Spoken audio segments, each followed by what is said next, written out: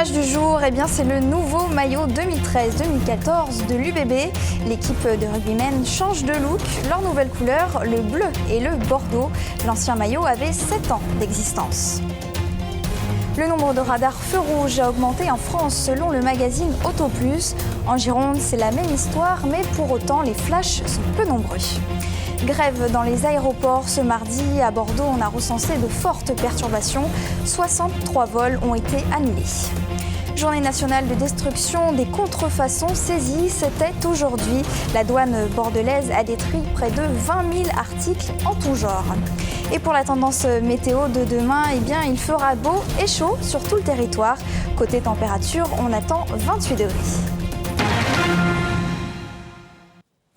Le magazine Auto Plus a dressé le palmarès 2013 des radars de feu qui flashent le plus en France. 4 radars girondins font partie du top 50. Et pourtant, s'ils sont plus nombreux, on compte près de 700 radars en France, soit 100 de plus en un an. Eh bien, ils flashent de moins en moins. C'est aussi le cas en Gironde. Dominique Parmentier. Depuis 2009, le nombre de radars au feu tricolore a explosé avec l'installation en février dernier d'un nouveau radar à l'angle du cours de la Somme et de la rue Saint-Nicolas. La Gironde en compte désormais 14, dont 10 à Bordeaux.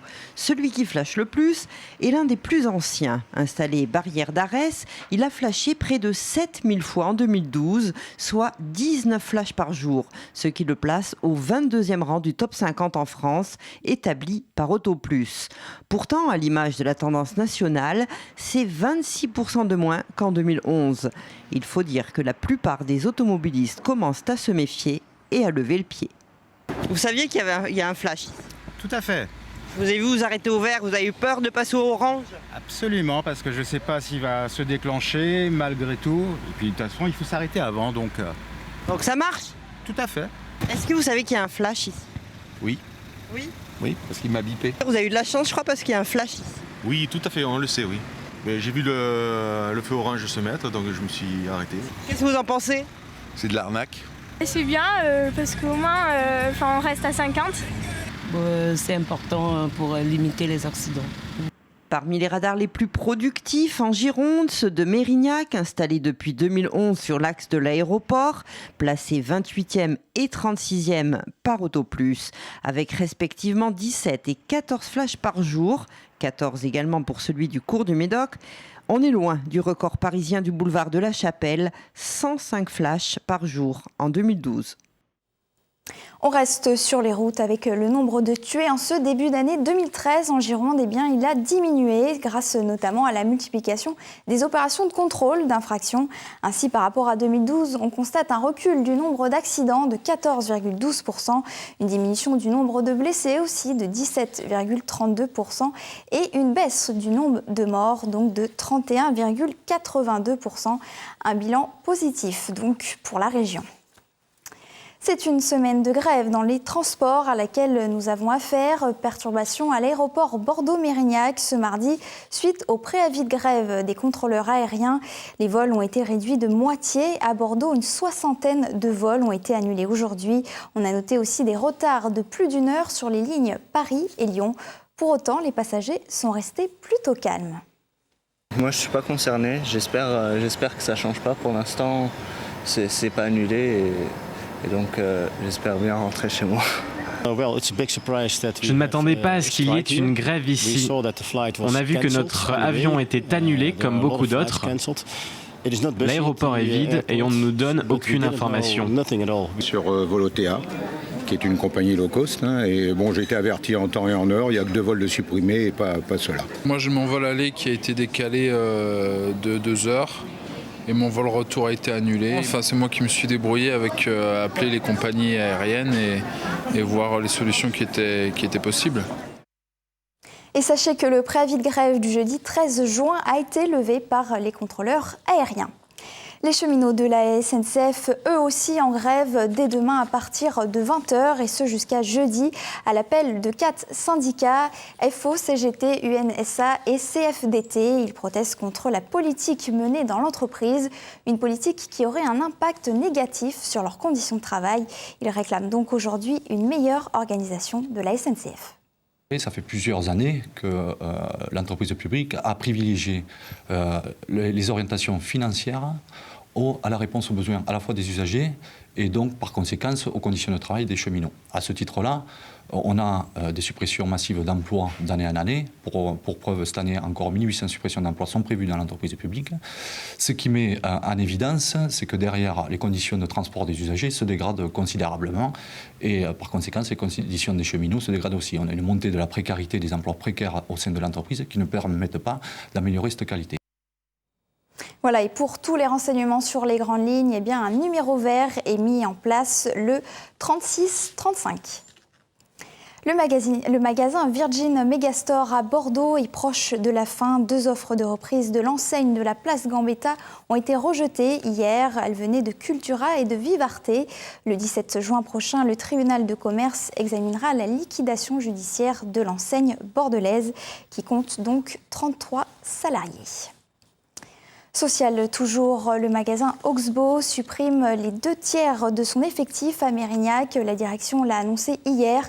83 emplois vont disparaître sur les 124 que compte la firme girondine de prêt-à-porter. Le plan social prévoit aussi la fermeture du centre logistique de Canéjan, dont l'activité sera transférée en Rhône-Alpes sur un site de la FUMA, la maison mère de Oxbow. Les salariés sont sous le choc. S'il y a des responsables dans ces résultats catastrophiques, c'est quand même le groupe La Fuma qui a mis des directions, je dirais même pas des directions, puisque ce sont des guignols qui nous ont dirigés et qui ont appliqué une politique commerciale vraiment désastreuse.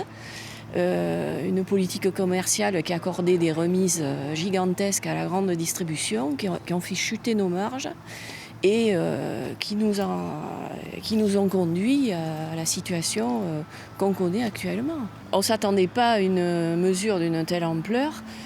Aujourd'hui, on va se retrouver à 40 salariés. Je ne vois pas comment la marque va redémarrer avec 40 salariés. 25 familles de demandeurs d'asile seraient à la rue avec leurs enfants. Des personnes donc se sont rassemblées aujourd'hui à Place Péberlan à Bordeaux pour interpeller entre autres la préfecture qui, selon ces familles, ne répond pas à la demande d'hébergement d'urgence. Les associations des droits de l'homme et les familles sont indignées. Ils ont dit que vous devez quitter l'hôtel. Ils s'en foutent, on peut aller à la rue, ou je ne sais pas où. Ils s'en foutent, qu'est-ce qu'on va faire. Je ne sais pas où aller avec mon fils dehors, regardez le temps. Il va pleurer, il va faire froid. Moi, je ne peux pas dormir dans les rues avec mon petit-fils. C'est des demandeurs d'asile qui ont droit à être hébergés. C'est une obligation pour l'État de les prendre en charge dans des conditions dignes. Et là, c'est absolument pas le cas. Donc, nous avons contacté la préfecture pour parler avec eux de la situation et eux nous disent qu'il n'y a pas de problème d'hébergement, personne n'est à la rue. Pour eux, c'est un faux problème. Le tribunal administratif de Bordeaux est extrêmement exigeant et la plupart du temps considère que même s'il y a une violation de leur liberté fondamentale, donc il y a une condition d'urgence qu'il faut respecter. Et donc des enfants à la rue avec leurs parents, ça ne suffit pas. Parce qu'ils restent avec leurs parents, il faut généralement pour caractériser l'urgence des situations de santé dramatiques. Bonne nouvelle pour les passionnés de jeux, le casino d'Arcachon rouvre au public ce mardi. Une autorisation de jeu a été accordée jusqu'en 2015 par la commission consultative des jeux de cercle et de casino. Elle s'est réunie aujourd'hui et a finalement donné donc un avis favorable à la réouverture de l'établissement. Journée nationale de destruction des contrefaçons saisies, c'était aujourd'hui. À cette occasion, les douanes de Bordeaux ont procédé à la destruction de près de 20 000 articles en tout genre contrefaits, saisis donc ces derniers mois. Christophe Chavanneau. Montres, textiles, maroquinerie, médicaments, autant dire que la contrefaçon touche la quasi-totalité des secteurs de l'économie de la consommation. Pour mémoire, en 2012, ce sont près de 5 millions d'articles contrefaits qui ont été saisis sur le territoire national. En Aquitaine, le phénomène est tout aussi conséquent de par la situation géographique de notre région. En 1 an et demi, plus de 330 000 articles ont été saisis, dont les 22 000 présentés ici avant leur destruction. Vous voyez ici des exemples de produits très divers. Longtemps, c'était le domaine textile qui était le plus important. Et progressivement, on a vu la maroquinerie arriver, et ainsi de suite. Maintenant, beaucoup d'électronique, et dernièrement encore des médicaments. Et une des saisies tout récentes qu'ont réalisées mes services, c'est des recharges pour cigarettes électroniques qui montrent que la contrefaçon suit les nouvelles sources de consommation et de profit des entreprises. Chaque fois qu'une entreprise se développe dans un secteur, des produits nouveaux apparaissent et tout de suite derrière, mais très peu de temps parce qu'il y a une très forte réactivité, la contrefaçon apparaît aussi. C'est le cas pour les cigarettes électroniques avec les recharges. Les douanes effectuent donc 4 à 5 campagnes de destruction par an pour éliminer les produits contrefaits qui circulent de plus en plus sur les circuits de fret postal et express, soit de près de 30% des saisies. L'essentiel des contrefaçons proviennent de Chine et effectivement il est assez difficile d'estimer quelle est la part du marché licite et la part du marché illicite. Mais il faut savoir que nous travaillons en partenariat étroit avec les marques. Et donc à ce titre, les marques, les titulaires de droit, nous sont d'une grande utilité aussi pour orienter aussi nos contrôles donc, vers les produits les plus contrefaits, parce qu'elles sont aussi vigilantes, bien entendu, c'est leur survie qui est en jeu à ce niveau-là. Ce 11 juin marque également l'entrée en vigueur d'une nouvelle réglementation européenne adoptée par le Parlement européen permettant de simplifier les procédures douanières et une meilleure protection de la propriété intellectuelle. Voilà, donc une journée en rapport avec notamment l'adoption par le Parlement européen d'une nouvelle réglementation visant à faciliter le travail des douanes. La campagne des ventes en primeur du millésime 2012 a été laborieuse. C'est la plus mauvaise depuis 20 ans. Les prix avancés par les propriétaires n'ont pas séduit les consommateurs. Ils n'ont que trop peu baissé par rapport à 2011. Ainsi, le client n'a pas suivi. 20 toujours, 384 demi-bouteilles du millésime 2010 du prestigieux château d'Yquem ont été dérobées à Sauternes dans la nuit de dimanche à lundi. Les voleurs ont pris la fuite alors que l'alarme s'est déclenchée. Le préjudice est évalué à environ 100 000 €. Voilà, c'est la fin de notre édition. Merci de nous avoir suivis. Tout de suite, dans C'est vous qui le dites, on parle de la journée mondiale du don du sang qui aura lieu le vendredi 14 juin. Juste après, on retrouve la météo avec le soleil qui revient. Je vous souhaite une très belle soirée sur TV7. Je vous dis à très vite.